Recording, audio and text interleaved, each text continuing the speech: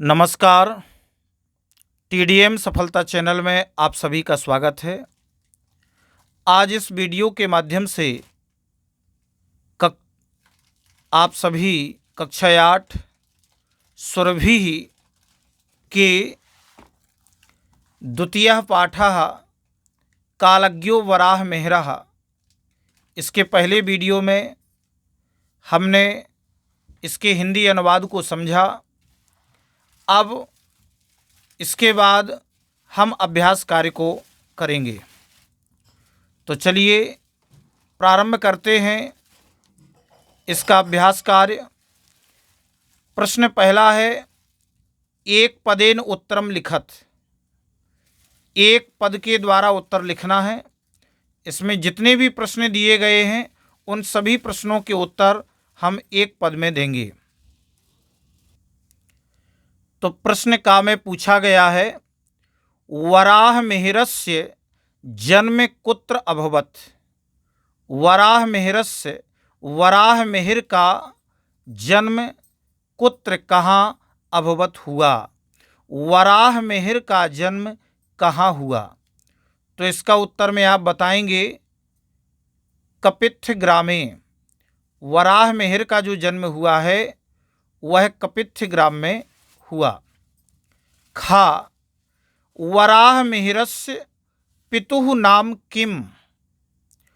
वराह मिहिर के पिता का नाम क्या था। तो आप इसमें बताएंगे आदित्य दासः। वराह मिहिर के पिता का नाम आदित्य दास था। गा, वराह मिहिरः कस्मात् ज्योतिषम पठितवान। वराह मिहिरः, वराह मिहिर ने कस्मात् किससे ज्योतिषम ज्योतिष को पठितवान पढ़ा। वराह मिहिर ने किससे ज्योतिष को पढ़ा। तो आप इसका उत्तर लिखेंगे स्वपितुः या स्वकीय जनकात। अपने पिता से वराह मिहिर ने अपने पिता से ज्योतिष को पढ़ा। इसके बाद घा प्रश्न है, वराह मिहिरः खगोल शास्त्रम कस्मात् पठितवान।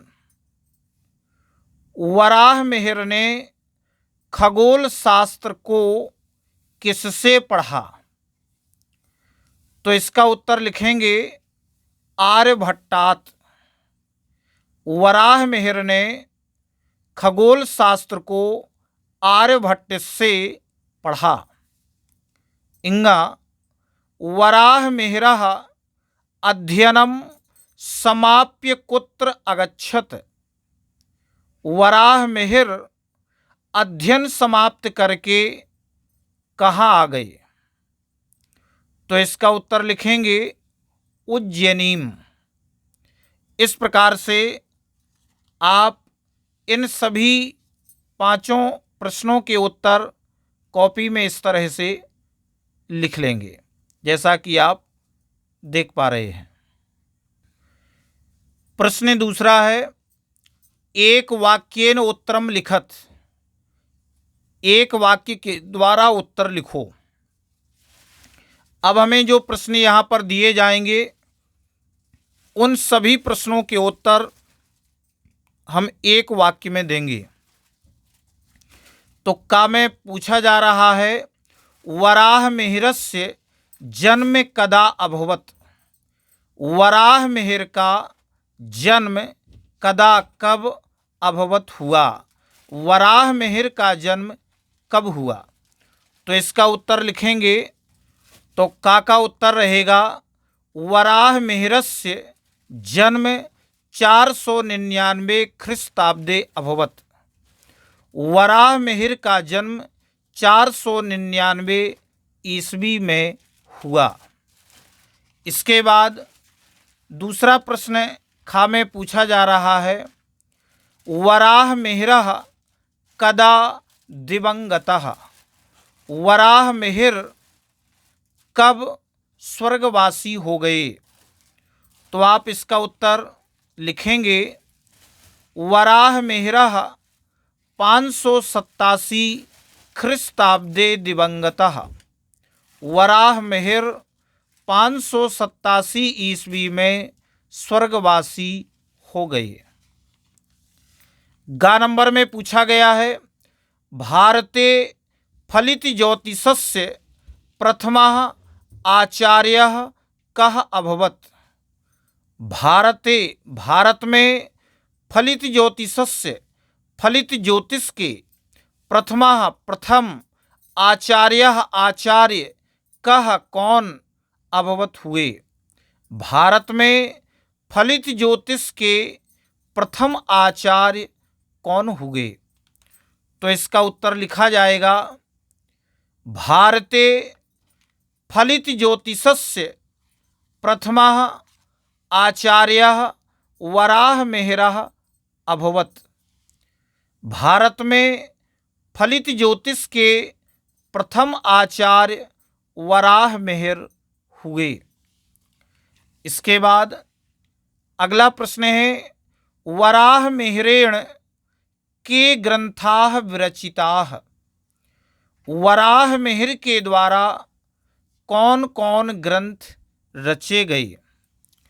तो इसका उत्तर देखेंगे वराह मिहिरेण बृहत् संहिता बृहत् जातकम पंच सिद्धांतिका ग्रंथाः विरचिताः। वराह मिहिरेण वराह मिहिर के द्वारा या वराह मिहिर ने बृहत् संहिता बृहत् जातक पंच सिद्धांतिका ग्रंथ रचे। इसके बाद पादपाः वल्मीकाश्च किम प्रदर्शयन्ति। पादपाः पौधे और दीमक क्या प्रदर्शित करते हैं। तो इसका उत्तर लिखा जाएगा पादपाः वल्मीकाश्च अधोभौमिक जल स्थितिम प्रदर्शयन्ति।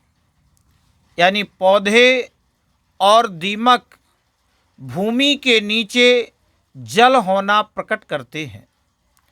यानी पौधे और दीमक भूमि के नीचे जल की स्थिति को प्रदर्शित करते हैं। इसके बाद तीसरा प्रश्न आता है उचित शब्देन रिक्त स्थानम पूरयत। उचित शब्द के द्वारा रिक्त स्थान पूर्ण करो। प्रश्न है वराह मिहिरः अध्ययनम समाप्य आगतः।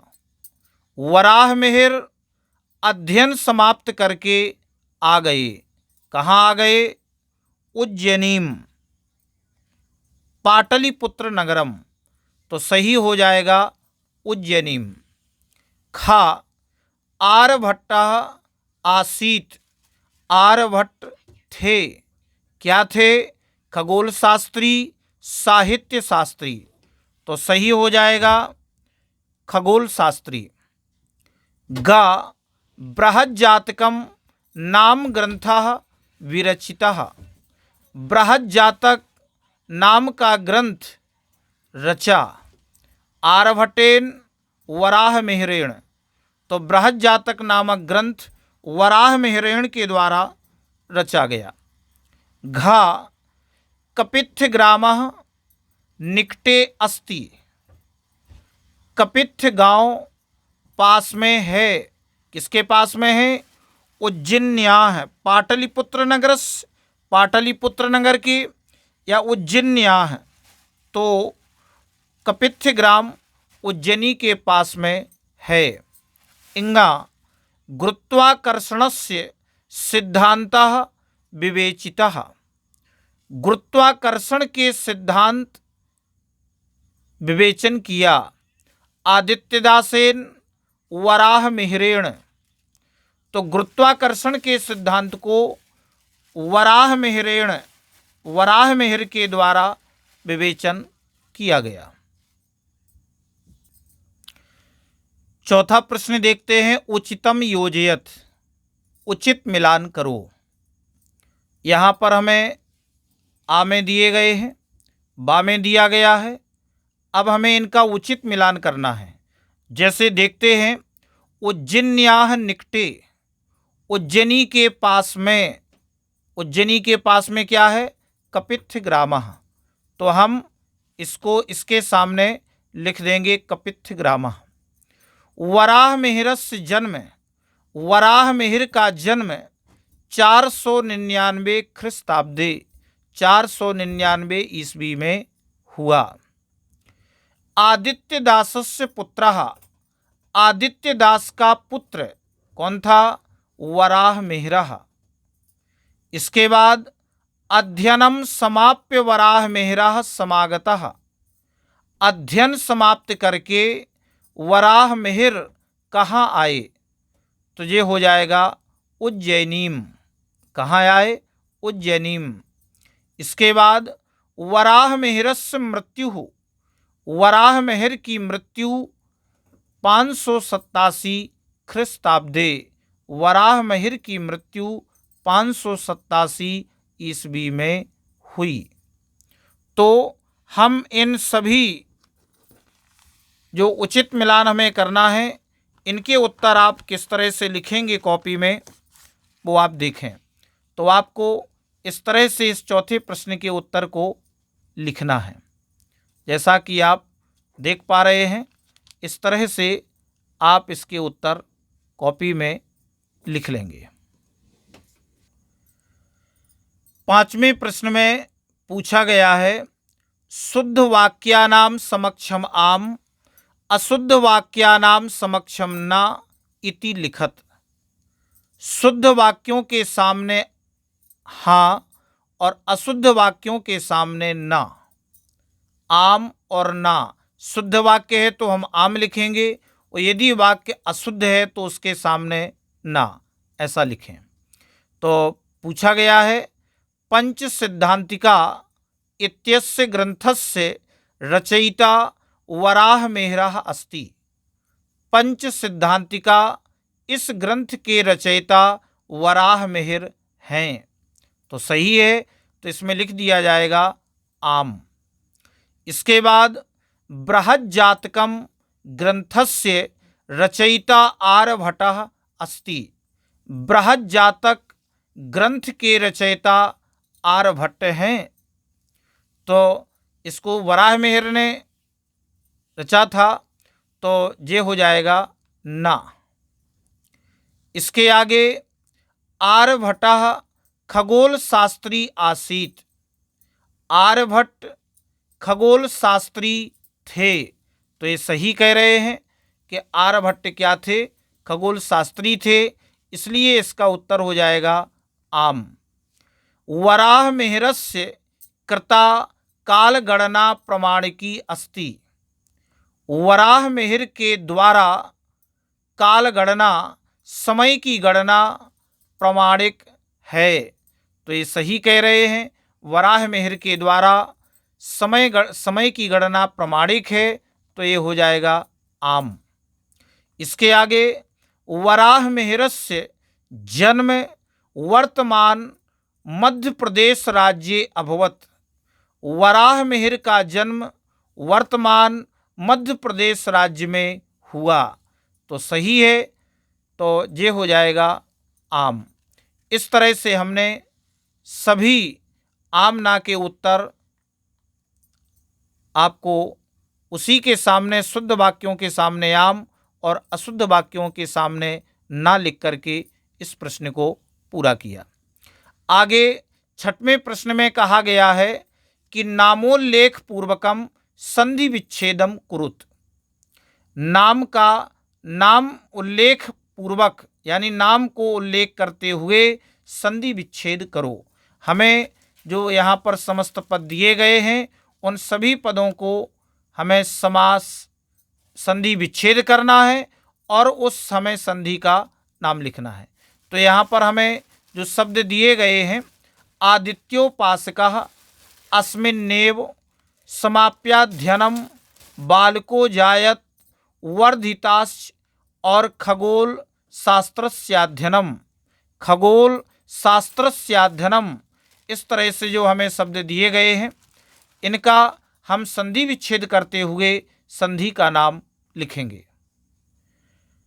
तो हमें सबसे पहले दिया गया है आदित्योपासकः, तो इसका संधि विच्छेद किया जाएगा आदित्य धन उपासकः, और ये आपका हो जाएगा गुण स्वर संधि ही, क्योंकि आ के बाद उ आने पर ओ हो जाता है, तो शब्द बन जाएगा आदित्योपासकः, आदित्य धन उपासकः, अर्थात गुण स्वर संधि ही।